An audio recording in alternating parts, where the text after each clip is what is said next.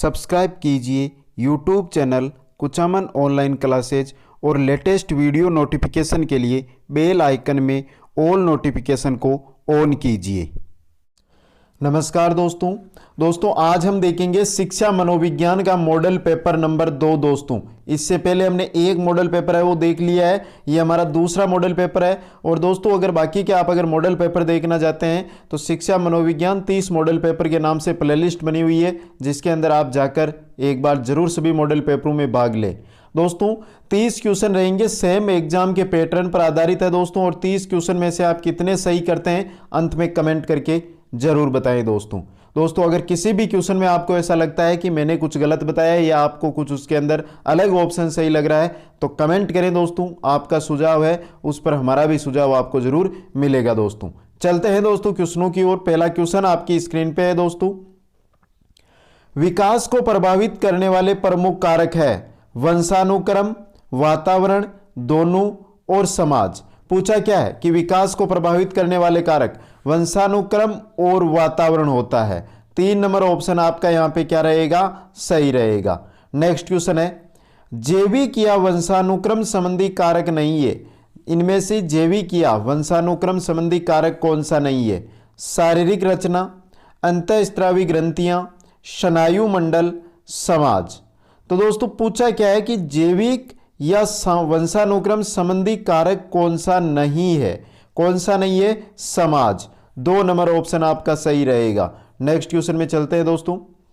विद्यालय वातावरण के अंतर्गत नहीं आता है, विद्यालयी जो वातावरण है उसके अंतर्गत इनमें से कौन सा है जो नहीं आता है दोस्तों। अनुचित पाठ्यक्रम, जन्म क्रम, भीड़ भरी कक्षाएं, दोषपूर्ण शिक्षण विधियां। तो विद्यालय का जो वातावरण है उसके अंतर्गत इनमें से कौन सा नहीं आता है, जन्म क्रम। 2 नंबर ऑप्शन आपका क्या रहेगा, सही रहेगा। नेक्स्ट क्वेश्चन चलते हैं। जीवन के पहले 4-5 वर्षों में बालक भावी जीवन की नींव रख लेता है, यह कथन है वेलेंटाइन का, क्रो एंड क्रो का, सिगमंड फ्राइड का या वाटसन का। जीवन के पहले 4-5 वर्ष होते हैं, उसके अंदर जो बालक है वो भावी जीवन की क्या रख लेता है, नींव रख लेता है। यह कथन किसका है दोस्तों, सिगमंड फ्राइड का। 3 नंबर ऑप्शन आपका सही रहेगा।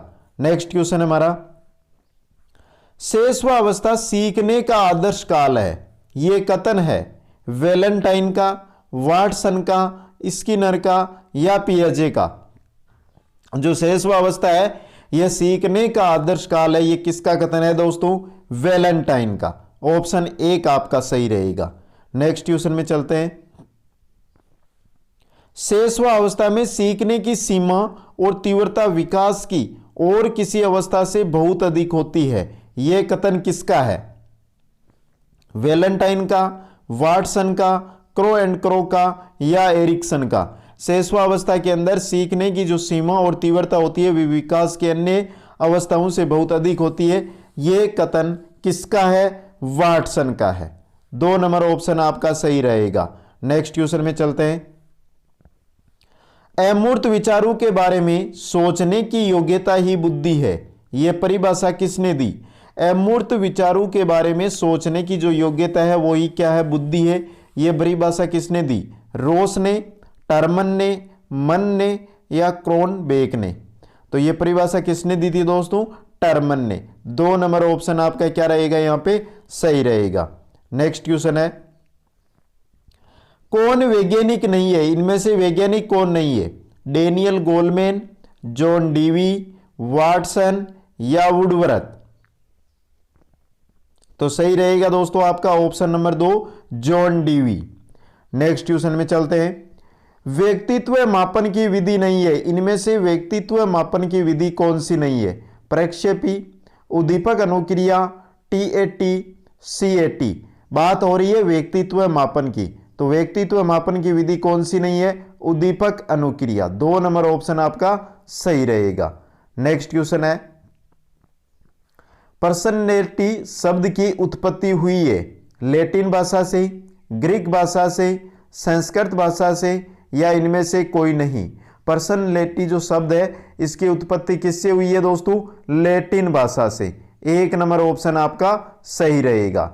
नेक्स्ट क्वेश्चन में चलते हैं।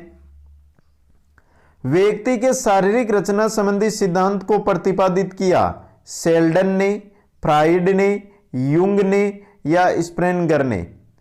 व्यक्ति के जो शारीरिक रचना से संबंधित सिद्धांत है उसको प्रतिपादित किसने किया था? शेल्डन ने किया था। आपका ऑप्शन नंबर यहां पे क्या रहेगा दोस्तों? एक ऑप्शन नंबर सही रहेगा। नेक्स्ट क्वेश्चन में चलते हैं। साज सज्जा के लिए किस छात्र का चयन करेंगे? समझदार छात्र का, प्रतिभाशाली छात्र का, सौंदर्य बोध वाले छात्र का या सूझबूझ वाला छात्र? साज सज्जा के लिए आप सौंदर्य बोध वाले छात्र का क्या करेंगे? चयन करेंगे। नेक्स्ट क्वेश्चन में चलते हैं। जन्मजात विभिन्नता के लिए प्रमुख रूप से कौन से कारक जिम्मेदार होते हैं? जन्मजात विभिन्नता के लिए प्रमुख रूप से कौन से कारक जिम्मेदार होते हैं? समाज संबंधी, वंशानुक्रम संबंधी, पर्यावरण संबंधी या जाति संबंधी? जन्मजात विभिन्नता के लिए जो वंशानुक्रम संबंधी कारक होते हैं वो जिम्मेदार होते हैं। नेक्स्ट क्वेश्चन है। व्यक्तिगत विभिन्नता को प्रभावित करने वाले कारक है, जो व्यक्तिगत विभिन्नता होती है उसको प्रभावित करने वाले कारक कौन से हैं? वंशानुक्रम, वंशानुक्रम तथा वातावरण, वातावरण, इनमें से कोई नहीं। तो व्यक्तिगत विभिन्नता को प्रभावित करने वाले कारक वंशानुक्रम तथा वातावरण। 2 नंबर ऑप्शन आपका सही रहेगा। नेक्स्ट क्वेश्चन है। व्यक्ति का कुसमायोजन प्रकट करता है झगड़ालू प्रवृत्तियों में, पलायनवादी प्रवृत्तियों में, आक्रमणकारी के रूप में, उपरोक्त सभी में। व्यक्ति का कुसमायोजन, तो व्यक्ति का जो कुसमायोजन होता है दोस्तों वो झगड़ालू प्रवृत्तियां हो, पलायनवादी प्रवृत्तियां हो या आक्रमणकारी के रूप में, इन सभी के रूप में क्या होता है? प्रकट होता है कुसमायोजन। 4 नंबर ऑप्शन सही है। नेक्स्ट में चलते हैं। निम्न में से कुसमायोजित बालक है, इनमें से कुसमायोजित बालक है परिवेश के अनुकूल स्थापित करने में असमर्थ होता है, असामाजिक, स्वार्थी व स्वरता दुखी रहता है, साधारण सी बाधा उत्पन्न होने पर मानसिक संतुलन खो देता है, उपरोक्त सभी। तो तीनों के तीनों कारण है जो कुसमायोजित बालक के। 4 नंबर ऑप्शन आपका क्या रहेगा? सही रहेगा। नेक्स्ट क्वेश्चन है। बाह्य विषय के गुणों को अपना लेने या दूसरे व्यक्ति के गुणों को अपने व्यक्तित्व में ग्रहण कर लेना कहलाता है निर्भरता, तादात्म्य, प्रक्षेपण, इनमें से कोई नहीं। बाह्य विषय के जो गुण है उनको अपना लेना या फिर किसी दूसरे व्यक्ति के गुण है जिनको अपने अंदर डाल लेना यानी व्यक्तित्व में ग्रहण कर लेना, ये क्या कहलाता है? तादात्म्य है। ऑप्शन 2 है जो आपका क्या रहेगा? यहाँ पे सही रहेगा। नेक्स्ट में चलते हैं। समायोजन की प्रक्रिया है गतिशील, या गीतशील नहीं है, गतिशील है, स्थिर है, स्थानापन्न है, इनमें से कोई नहीं है। जो समायोजन की प्रक्रिया होती है दोस्तों वो क्या होती है? गतिशील होती है। यहां पे बाय मिस्टेक गीतशील लिखा हुआ है तो यहां पे कर लो गतिशील, गतिशील होती है। नेक्स्ट क्वेश्चन में चलते हैं। गेस्टाल्टवादी थे जर्मनी के, चीन के, रूसी या फ्रांस के? तो गेस्टाल्टवादी कहां के थे? जर्मनी के। 1 नंबर ऑप्शन आपका सही रहेगा। गेस्टाल्ट का अर्थ होता है पूर्णाकार, संज्ञान, अंतर्दृष्टि, अनुबंध। गेस्टाल्ट का अर्थ क्या होता है? पूर्णाकार। ऑप्शन 1 आपका सही रहेगा। नेक्स्ट क्वेश्चन में चलते हैं। यदि गणित का अधिगम भौतिकी के अधिगम में सहायक हो तो यह है, जो गणित का अधिगम है वो भौतिकी में सहायक है तो ये क्या है दोस्तों? शून्य स्थानांतरण है, सकारात्मक व नकारात्मक स्थानांतरण है, सकारात्मक स्थानांतरण है या नकारात्मक स्थानांतरण है? तो ये होता है दोस्तों सकारात्मक स्थानांतरण। 2 नंबर ऑप्शन आपका क्या रहेगा? सही रहेगा। नेक्स्ट क्वेश्चन में चलते हैं। निम्न में से कौन सा कथन अधिगम की प्रक्रिया को उचित ढंग से प्रस्तुत करता है? व्यवहार में परिवर्तन, सामाजिक व्यवहार में परिवर्तन, कक्षा कक्ष में अधिगम, संवेदनाओं में परिवर्तन। कौन सा कथन है जो अधिगम की प्रक्रिया को उचित ढंग से प्रस्तुत करता है? व्यवहार में परिवर्तन। 1 नंबर ऑप्शन आपका सही रहेगा। नेक्स्ट क्वेश्चन में चलते हैं। अधिगम का संबंध प्रतिक्रिया सिद्धांत निम्न में से किसने प्रतिपादित किया था? संबंध प्रतिक्रिया सिद्धांत किसने प्रतिपादित किया था? BF स्किनर ने, CL हल ने, EL थोरनडाइक ने, IP पावलोव ने। तो किसने किया था? संबंध प्रतिक्रिया सिद्धांत प्रतिपादित दोस्तों IP पावलोव ने। ऑप्शन 4 आपका सही रहेगा। नेक्स्ट क्वेश्चन है, गेस्टाल्टवाद के प्रतिपादक है स्किनर, वर्दीमर, पावलोव या फ्राइड? गेस्टाल्टवाद के प्रतिपादक थे दोस्तों वर्दीमर। 2 नंबर ऑप्शन आपका सही रहेगा। उपचारात्मक शिक्षण की जरूरत होती है मंद बुद्धि बच्चों के लिए, पिछड़े बच्चों के लिए, सामान्य बच्चों के लिए या इनमें से सभी के लिए?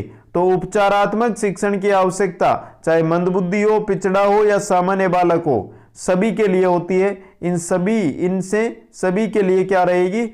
उपचारात्मक शिक्षण की जरूरत होती है।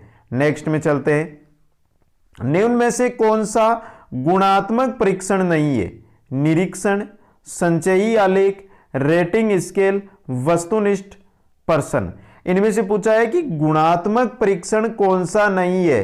तो गुणात्मक परीक्षण कौन सा नहीं है दोस्तों, आपको यहां पर यह बताना है। तो वस्तुनिष्ठ जो प्रश्न होते हैं वो। नेक्स्ट में चलते हैं दोस्तों, निम्न में से कौन सा सामाजिक विज्ञान में मूल्यांकन का मुख्य उद्देश्य है?